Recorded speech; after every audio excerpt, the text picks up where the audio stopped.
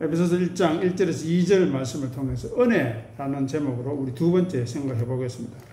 지난주에 은혜의 필요성에 대해서 생각했죠. 은혜가 왜 필요하다 했습니까? 우리가 죄로 인해서 저주와 심판으로 죽을 수밖에 없는 상황. 즉, 인간의 어떤 능력도 가능성도 배제된, 아니, 인간이 그 어떤 지혜와 능력으로도 해결할 수 없는 죄의 문제를 해결하기 위해서 하나님이 은혜로 선물로 우리에게 허락하신 것이다 하는 것입니다. 그래서 죄인들에게는 무엇이 필요하다고요? 하나님의 은혜가 필요하고 그 은혜가 어떻게 나타났습니까? 예수 그리스도의 십자가의 보혈로 나타났다. 즉, 그 은혜의 표현, 즉 내가 너희를 얼마나 사랑하는가.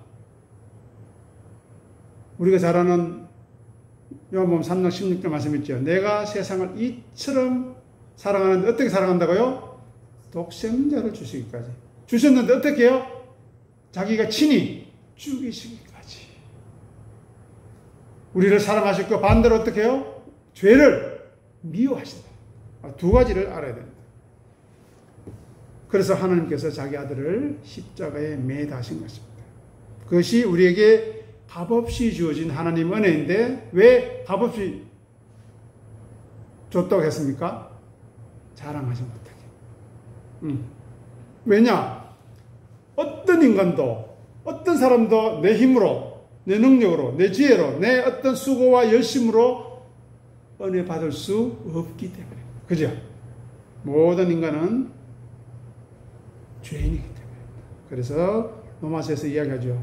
의인은 없나니 하나도 없다 이야기합니다. 그래서 은혜를 덧입은 사람은 어떻게 해야 됩니까? 하나님께서 하나님 대신 하나님의 능력, 하나님의 지혜와 우리를 사랑하시고 우리를 품으신 그 은혜를 증거해야, 나타내야 된다. 고백해야 된다. 세상 사람들이 하듯이 자기 자랑하고 자식 자랑하고 내가 얼마만큼 수고해서 노력해가 이렇게 일군 것 자랑하고, 그런 거는 하나님이 재물을 얻을 능력을 주셔서 은혜를 주셔서 우리에게 보너스 주어를 준 것이지, 그거는 하늘나라에 가지고 갈 것이 아니잖아요. 그렇기 때문에 그것을 자랑하는 것이 아니고 하나님이 나를 어떻게 사랑하시는가, 우리들의 추함과 연약함과 부족함에도 불구하고 어떻게 우리를 끝까지 끌고 가시고 붙드시는가 하는 것이 믿어지는가 하는 것입니다. 그래서 우리가 잘 아는 사도 바울이 있고, 또 사도 바울이 사도로 부름심을 받기 전에 죽인 스데반이 있죠. 그죠? 있는데 왜 하필이면 스데반이 아니고 사울을 하나님께서 선택하셔서 바울로 만들어서 은혜를 증거하게 하셨을 거예요. 바울은 교회를 핍박했고 성도를 죽였고 스스로 하나님을 잘 섬긴다고 오만한 자리, 교만한 자리에 있던 사람이었습니다. 그런데 그에 비해서 스데반은 어땠습니까? 설교 한 편 딱 하고 돌에 맞아 죽은 거예요. 그 내용이 뭐였습니까? 너희는 하나님을 믿지 않는다. 너희는 하나님을 욕되게 한다. 너희는 이스라엘로 부르심을 받았지만 하나님의 성물을 더럽히겠다고 욕했고, 너희들이 언제 하나님을 올바로 섬긴 적이 있었느냐고 비난하니까 뭐 저런 게 다 있노 하면서 돌을 던져 죽여버렸습니다. 그런데 그가 죽을 때 얼굴이 어떻게 변했다고요? 천사의 얼굴처럼 빛났다 그랬죠. 그런데 이해가 안 되는 게 피투성일 텐데 어떻게 그랬을까 하는 의구심은 들지만, 그때 누가가 기록했고 또 믿음의 사람이 볼 수 있었던 것은 바로 그것이 바로 천사의 모습이었다. 즉 예수님처럼 스데반도 죽으면서 저들이 하는 죄를 알지 못하니 용서해달라고 하는 그 마음, 그 신앙이 바로 천사의 모습이 아니었는가 하는 것입니다. 그러면 이제 스데반과 달리 교회를 핍박하고 성도를 죽이고 자기 잘난 맛에 사는 사도 바울은 사도로서 부르심을 받아서 고생하고, 그죠? 수많은 고통당하고, 유대인들에게 배반당하고, 얼마나 많은 수고와 고통을 받았습니까? 그래서 그 내용이 고린도서에 잘 기록되어 있는데요. 그럼에도 불구하고 그가 고백하는 이것입니다. 나의 나된 것은 하나님의 은혜로다. 그러면서 이야기합니다. 내가 모든 사도보다 더 수고하고 더 고생하고 더 복음을 위해서 열심히 노력하고 일했지만 나와 함께 하신 하나님의 은혜다. 그렇게 고백하는 사람으로 그가 변화되었다. 그래서 우리가 잘 아는 로마서 5장 8절에서 10절에 보면 우리가 아직 죄인 되었을 때에, 연약할 때에, 원수가 되었을 때에 우리를 위해서 예수님이 죽어주셨다. 그 아들을 하나님이 죽이셨다 말씀하십니다. 한번 생각해 보십시오. 내가 미워하는 사람, 내 원수를 위해서 내가 죽어줄 수 있겠습니까? 꼴도 보기 싫은데 안 그렇습니까?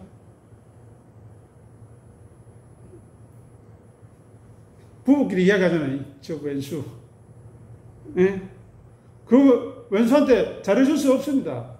갈아 마셔도 시원찮은데 그것보다 더 악한 우리를 위해서 예수님께서 죽어주셨다 하는 것은 엄청난 사건입니다.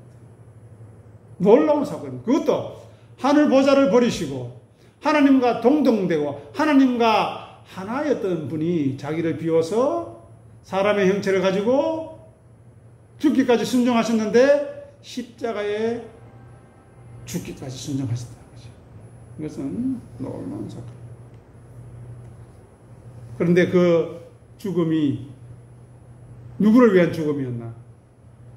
자기가 죽음에 있는지도 모르고 자기가 하나님의 저주와 심판을 받아서 마땅히 죽어야 하는지도 모르는, 즉 죽음에서 벗어나는 시도나 노력도 하지 않았던 인간들, 그 죄 속에서, 그 시궁창에서, 그 돼지우리에서 몸굴리며 살았던 개돼지와 같은 우리들을 위해 예수님이 죽어주셨다. 그래서 에베소서 2장 2절에 보면 불순종의 아들들이라고 이야기합니다. 불순종의 아들들. 그게 무슨 말입니까? 누구한테 불순종하는 거죠? 하나님 앞에, 아버지 앞에 그런다. 그러면 불순종하는 이유가 뭡니까? 내가 주인이고 내가 대장이고 내가 왕이기 때문에 다른 왕에게는 절할 수 없다는 겁니다. 그죠? 순종할 수 없다는 겁니다. 하나님처럼 자기 성을 구축해서 내가 여기서 최고야, 나는 머리 숙일 필요도 이유도 없다고 생각하는 그런 사람들이었다는 것입니다. 또 우리 교회 안의 모습을 보면 하나님조차도, 신앙조차도, 말씀조차도 수단으로 해요. 내가 이 정도 예배 열심히 참석하고 성경 열심히 보고 봉사 열심히 하고 하면은 괜찮은 사람으로 여겨주겠지, 인정해주겠지. 절대 아닙니다. 그거는 내가 기뻐서 하는 거 아닙니까? 그죠? 내가 받은 은혜가 감사해서 하는 거 아닙니까? 그죠? 그리고 내가 이거라도 해야 되겠다는 절박하면서 한 것이지, 그것 가지고, 자기 의를 삼거나 자기의 어떤 포장을 하는 것으로 해서는 안 된다 하는 것입니다. 그런데 많은 사람들이 여지껏 신앙생활을 한다고 하면서도 자기만을 위해서 살고 있습니다. 자기를 위해서 이웃을 짓밟습니다. 성도를 이용합니다. 어떻게 이용합니까? 자기 자랑의 대상으로 이용합니다. 내가 저 사람보다 낫지, 아무개보다 낫지 라고 하는 겁니다. 그것이 바로 서기관과 바리새인들, 율법학자와 대제사장들이 했던 일 아닙니까? 나는 저 죄인과 달라요. 저 창녀와 달라요. 저 세리와 다릅니다. 그것을 감사한다고 고백했던 사람들이었습니다. 하지만 그거는 인간적인 차원에서 내가 너보다 낫다는 그런 비교 우위적이고 상대적인 가치이지 절대적인 가치는 아니라는 것입니다. 예를 들어서 생각해 봅시다. 부모가 자식을 사랑합니다. 왜 사랑할까요? 권사님 한번 생각해 보셨어요? 부모가 자식을 왜 사랑할 것 같아요? 이걸 잘 생각해야 되는데요. 자식은 자기의 확장입니다. 즉 자식이 내 분신이 나는 거예요. 즉 자식을 사랑하는 것은 자기를 사랑하는 것이기 때문에 자기를 나타내는 최고의 표현이 자식 사랑이거든요. 그래서 자식 사랑. 반대로 이야기해 볼까요? 자식에게 말씀으로 사랑해 보았습니까? 자식한테 나는 이렇게 말씀을 배웠으니 너도 이렇게 살아라. 말씀으로 권면하고 말씀으로 위로하고 말씀으로 기도하고 말씀으로 붙드는 그런 관계를 맺고 있습니까? 그것이 아니면 자기 사랑의 또 다른 표현일 뿐입니다. 성경에서 최고의 사랑은 말씀을 나누어 주는 것이 사랑입니다. 안 그렇습니까? 세상에 말씀보다 귀한 것 어디 있습니까? 세상에 말씀보다 더 소중한 것 어디 있습니까? 자식에게 이것을 줘야지 가장 소중한 거. 그런데 많은 사람들이 자식 사랑한다고 하면서 먹을 것도 남들보다 기죽지 않고 옷 잘 입고 신발 좋은 거, 좋은 학교 보내서 잘 키워서 대접받는 그런 걸 생각하지 하나님 말씀 가르치지 않습니다. 하나님의 말씀으로 그들을 인도하지 않습니다. 그는 잘못된 사랑입니다. 그래서 종교마저도 교회마저도 자기가 가진 것 외에 필요한 것 달라고 계속 손바닥 비빕니다. 기도합니다. 달라고. 그래서 자문에는 그거 보고 거머리를 안 갑니까? 다고 한다고. 이미 다 주었는데 이미 하늘의 신령한 것으로 풍성하게 채워줬는데 더 무엇을 달라는 것입니다. 그래서 신에게 주문을 외워서 갖다 바쳐서 내가 원하는 것을 받아내는 수단으로 종교를 사용합니다. 특히 불교에서 주문 외우는 이유가 유튜브에 보니까요. 그냥 보내면 누가 보냈는지 왜 보냈는지 모르잖아요. 택배 보내듯이 내가 이런 이유로 이렇게 이 지금 제사를 지내고 있으니 그 대가를 달라는 겁니다. 그것이 그 과정이 주문을 외우는 과정이라요. 재밌지 않습니까? 그런데 문제는 우리 기독교도 마찬가지랍니다. 기도한답시고 하나님의 뜻이 무엇인지 하나님이 내게 주신 은혜가 얼마나 크고 놀라운지 내가 그 은혜를 어떻게 살아가야 되는지에 대한 기도는 없고 무당 잡교가 하듯이 건강, 자식, 잘 먹고 잘 사는 것 그런 데만 관심을 가진다는 겁니다. 잘못돼도 한참 잘못된 것입니다. 그런데 그런 이야기를 안 하면 사람들이 또 싫어합니다. 교회를 떠나갑니다. 자기 부인하고 자기 십자가를 지락하고 비우고 낮추러 가면 다 도망가 버립니다. 세상이 그런 세상이 되어 있습니다. 그래서 하나님께서 우리에게 주신 은혜는 불순종의 자식이었던 양들처럼 각기 제 길로 가버렸던 우리가 예수 그리스도를 알아보게 하신다는 거예요. 예수님이 나와 관계없는 분이 아니라 그 예수님이 보잘것없는 나를 위해 십자가를 져 주셨구나 하는 그것을 알고 인정하고 감사하게 만드는 것이 은혜라는 것입니다. 네. 내가 왕이 아니라 하나님이 왕이고 내가 주인이 아니라 하나님이 주인이라는 것을 알게 하는 것. 그래야 하나님의 통치를 기꺼이 받아들이게 하는 것을 은혜라고 합니다. 권사님, 통치가 뭡니까? 통치는 왕의 명령이 백성들에게 전달되어서 백성들이 그대로 실천하는 것이 통치지요. 쉽게 말해서 말빨이 먹히는 겁니다. 아버지가 어머니가 자녀에게 말을 했는데 그 말빨이 먹히는 겁니다. 순종하는 겁니다. 그런데 교회에서 설교를 하는데 하나님의 말씀을 전하는데 전부 다 건성으로 듣고 가만히 있다가 귀 막 건지런지 귀 틀고 있다가 졸다가 딴 생각하다가 하는 거예요. 어떻게 되겠습니까? 우리 모두는 은혜를 갈급하고 갈망하는 자리에 서야 합니다. 진리를 갈급하고 말씀을 갈급해야 하고 빛을 갈급하는 자기 부인과 자기 십자가의 자리, 자기를 비우고 자기를 낮추는 자리에 서도록 힘쓰고 애써야 합니다. 그래야만 그곳에 은혜가 머물겠죠. 자기를 높이고 자기를 채우는데 어떻게 은혜가 머물 수 있습니까? 은혜는 낮은 곳에 임하는데.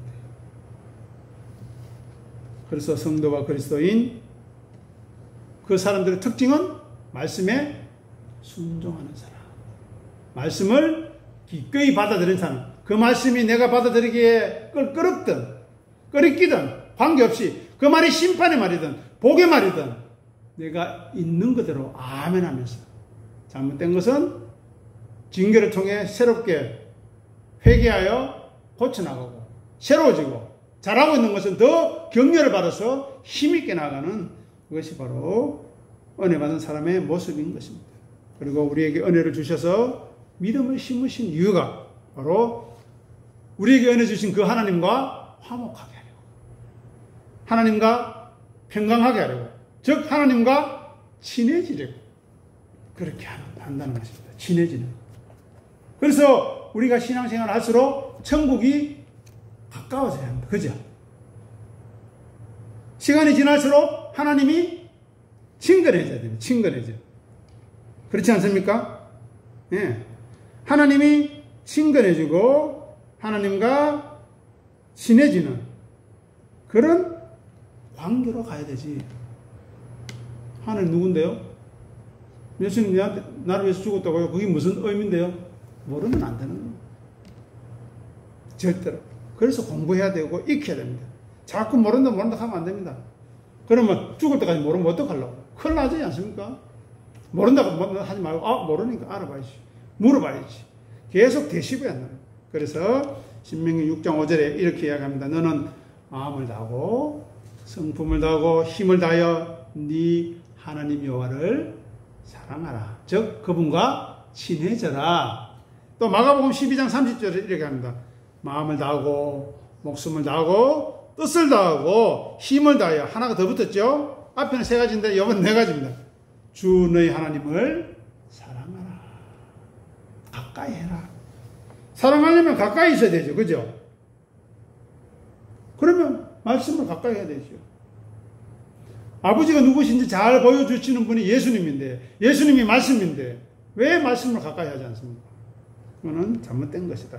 그래서 은혜를 우리에게 주신 목적은 자기가 주인인 것을 폭로하고 네가 얼마나 너 자신만을 위해 사는지, 너 자식만을 위해 사는지, 너 자존심과 네 체면만을 위해 살고 있는지를 폭로해버립니다. 드러내버리고 얼마나 하나님을 사랑하지 않는지 드러내버리고 그 다음에 자기 부인시키고 자기 십자가를 지어서 죽여버림으로 삭제해버림으로 어떻게 한다고요? 고린도후서 5장 14절에 17절 보면 우리를 위하여 대신 죽었다가 다시 사신 자를 위해 살도록. 즉 내가 사는 것은 내가 사는 것이 아니라 뭐라고요? 내가 믿는 그리스도 예수 안에 있는 믿음 안에서 사는 놀라운 은혜를 경험하고 감사하고 기뻐하며 우리 권사님을 보는 가족들이 여기 보니까 회관 앞에 있대요. 회관에 있는 많은 분들이 우리 권사님이 믿는 하나님 누군지 궁금해하는. 왜냐? 단순히 그들에게 뭐 맛있는 것 잘해주고 인간육을 대접하고 그런 차원이 아니고요. 그들이 고통과 어려움이 있을 때, 참 위로가 있을 때 권사님이 그동안 공부 잘하고 묵상하고 잘해서 한마디 툭 던질 때 아무개야 내가 하나님 은혜를 알기 전에는 이랬는데 내가 하나님의 은혜를 알고 나서 말씀을 알고 나서 교회에서 설교 말씀을 듣고 나서 이런 은혜와 감사가 있더라. 세상이 감당하지 못한, 세상이 주지 못하는 평화가 있더라. 이 평화 너도 누리기를 바란다. 내가 기도할게. 혹 마음이 있다면 나와 손잡고 말씀대로 가자. 교회 가자가 아니고 말씀대로 가자. 하나님 앞에 가자. 생명으로 가자. 빛으로 가자. 말씀하시잖아요. 네. 그런 은혜가 우리 가운데 넘치기를 간절히 소원합니다. 기도하겠습니다. 하나님 아버지 은혜를 감사합니다. 오늘 귀한 시간 예배 자리로 저희를 불러주셔서 은혜가 무엇인지, 왜 은혜를 주셨으며 그 은혜를 통하여 우리에게 어떻게 역할을 하고 그 은혜를 통하여 우리에게 무엇을 드러내고 나타내며 무엇을 죽이고 낮출 것인가를 알게 하신 것 감사합니다.